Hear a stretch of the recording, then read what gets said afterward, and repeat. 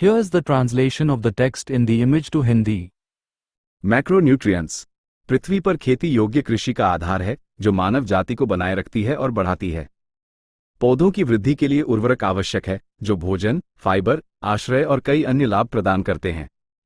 वैश्विक जनसंख्या को खिलाने और उनके स्वास्थ्य को बनाए रखने के लिए फसल उत्पादकता बढ़ाने के लिए पहले से कहीं अधिक उर्वरक की आवश्यकता होगी। पौधे के विकास के लिए 17 आवश्यक घटकों की आवश्यकता होती है। शेष 3 हवा और पानी के माध्यम से प्राप्त होते हैं। व्यावसायिक उर्वरकों में प्राथमिक पोषक तत्व नाइट्रोजन, फास्फोरस और पोटेशियम या हम एनपीके कह सकते हैं। इन आवश्यक पोषक तत्वों का पौधों के पोषण पर बहुत महत्वपूर्ण प्रभाव पड़ता है। पौधे किसी भी अन्य तत्व की तुलना में नाइट्रोजन को अधिक तेजी से अवशोषित करते हैं, जिससे ये सबसे महत्वपूर्ण पोषक तत्व बन जाता है।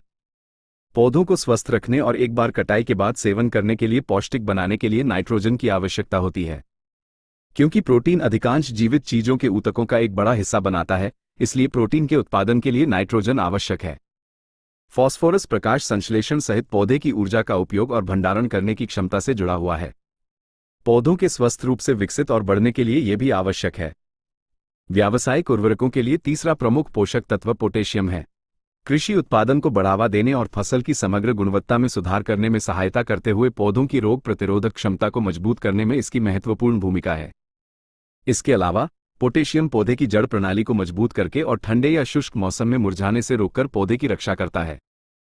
मौजूदा उर्वरकों में आवश्यक पोषक तत्व बिग 3 तत्वों द्वारा प्रदान किए जाते हैं: नाइट्रोजन, फास्फोरस और पोटेशियम। मुख्य लाभ: तेजी से बीज और जड़ विकास, पौधे का विकास और विकास। यह नई फसल शाखाओं को बढ़ाने में मदद करता है।